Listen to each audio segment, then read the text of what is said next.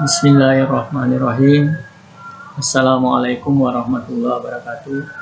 Perkenalkan, nama saya Hasan Irawan, salah satu staf pengajar di LKP Alikom Institute, Bontang, Kalimantan Timur. Aplikasi ini kami ajarkan di lembaga kami untuk program aplikasi perkantoran.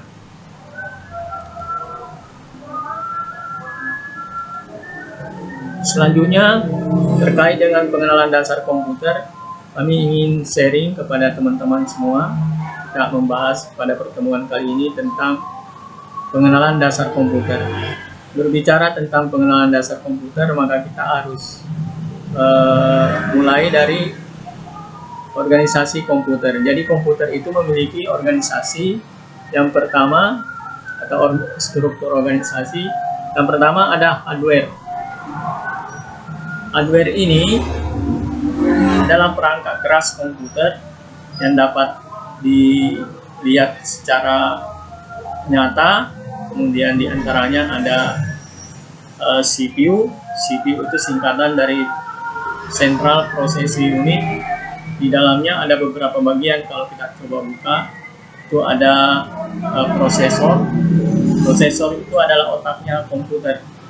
Jadi dia sebagai otak komputer, sebagaimana kita manusia ada kepalanya, ada otaknya, yang paling inti bekerja di sebuah PC. Prosesor ini terdiri dari dua bagian. Yang pertama ALU atau Arithmetic Logical Control Unit, Kemudian ada ALU atau Arithmetic Logical Unit. Selanjutnya di dalam CPU itu ada mainboard. Mainboard ini adalah alat utama di mana mainboard berfungsi sebagai tempat nancapnya semua peralatan yang terpasang di CPU. Misalnya hard disk, prosesor, RAM, drive optik, kemudian H-DIMM atau device processor, floppy drive, kemudian power supply, dan beberapa komponen lain, misalnya line card dan sound card dan VGA dan sebagainya. Kemudian ada keyboard. Nah, itu salah satu alat input dari PC, namanya keyboard atau mouse atau alat lain yang bisa dijadikan sebagai alat input. Kemudian ada outputnya. Outputnya itu monitor atau printer atau speaker dan lain-lain yang bisa menjadi alat output dari komputer itu. Selanjutnya, yang tadi satu hardware, yang kedua adalah software. Software ini teman-teman semua adalah perangkat lunak komputer. Bagian terpenting yang tidak bisa dipisahkan dari keberadaan hardware. Karena bagaimanapun besarnya, bagusnya hardware, kalau tidak ditunjang oleh sistem atau aplikasi, maka tidak bisa bekerja dan kita tidak bisa mengoptimalkan komputer itu secara baik, secara maksimal. Jadi contoh software itu adalah nyawanya, ya ibaratnya nyawanya daripada hardware. Di antaranya ada operating system yang mungkin bisa kita gunakan sebagai alternatif, adalah Windows yang punya Microsoft, atau Linux atau Macintosh yang punya Apple. Jadi ada beberapa contoh aplikasi yang saya tayangkan di monitor, yaitu ada Windows, ada Office, dan ada Photoshop. Masih banyak aplikasi-aplikasi lain yang bisa diinstalkan masuk ke printer atau komputer yang kita gunakan, tergantung kebutuhan. Ya. Selanjutnya, yang ketiga ada brainware. Brainware adalah pengguna daripada hardware dan software, yaitu orangnya, SDM-nya yang berfungsi untuk menggunakan dan mengoptimalkan kinerja komputer atau kinerja PC yang kita gunakan. Ada 3 kelompok yang masuk dalam kelompok brainware, yaitu analis sistem, programmer, dan operator. Apa itu analis? Analis itu adalah seseorang yang telah bekerja sebagai programmer minimal 5 tahun. Kemudian programmer adalah orang yang membuat program, aplikasi, atau program apa saja yang terkait dengan penggunaan komputer dengan menggunakan bentuk bahasa pemrograman. Kemudian operator ini adalah orang yang menjalankan pengoperasian komputer yang telah dibuat oleh programmer. Selanjutnya, di tayangan ini kami menayangkan personal komputer. Personal komputer itu adalah terdiri dari ada CPU sebagai Central Processing Unit. Kemudian teman-teman ada monitor, ada keyboard, ada mouse.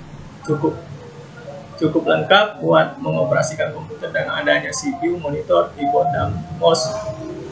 Nah, mungkin suatu saat Anda tidak menemukan CPU yang kotak seperti itu berdiri di samping monitor, karena memang sekarang komputer yang mutakhir yang sekarang ini banyak ditemukan di kantor, yaitu komputer all-in-one. Jadi tidak memiliki lagi CPU berdiri sendiri, tapi monitor sama CPU include jadi satu.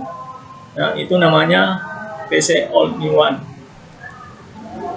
Kemudian perlu kami jelaskan juga tentang struktur sistem komputer. Jadi di komputer itu ada yang berfungsi sebagai pemroses data, yaitu CPU, di mana ada prosesor, itu ada CPU, kemudian ada ALU, pusatnya di tengah-tengah sebagai pusat pemrosesan data. Kemudian ada memori yang tujuannya untuk membantu proses pengiriman data atau mempercepat proses pengiriman data. Kemudian ada yang berfungsi sebagai alat input. Alat input itu adalah bisa berupa keyboard atau mouse atau yang lain. Dan ada outputnya. Outputnya itu bisa monitor, bisa printer, bisa speaker, dan lain-lain yang terkait dengan kaitannya dengan alat output di sebuah PC. Kita lanjutkan. Nah, karena dalam pengenalan dasar komputer ini kami harus memperkenalkan tentang sistem jaringan, maka kita akan membahas tentang jaringan. Jaringan komputer adalah jaringan komunikasi yang memungkinkan antara komputer yang lain saling berkomunikasi, bertukar data. Misalnya komputer kita di ruangan ini bisa berhubungan dengan komputer yang ada di ruangan lain, atau komputer kita yang ada di sini berhubungan dengan komputer yang ada di daerah lain atau di belahan dunia lain dengan menggunakan jaringan komputer yang ada. Dalam suatu sistem lokal area network atau LAN, itu harus ada yang berfungsi sebagai client, dan server. Client itu adalah yang dilayani dan yang melayani adalah server. Nah, kedua client dan server ini saling berhubungan, yang saling berhubungan dengan menggunakan sebuah alat, apakah itu menggunakan kabel sebagai medium atau sebagai nirkabel, tidak menggunakan kabel, maksudnya sebagai medium, yang tentunya harus menggunakan perangkat lunak atau sistem operasi jaringan di server. Jadi yang melayani server yang dilayani oleh client. Untuk satu atau dua buah komputer yang saling berhubungan yang memiliki kartu jaringan, apakah itu menggunakan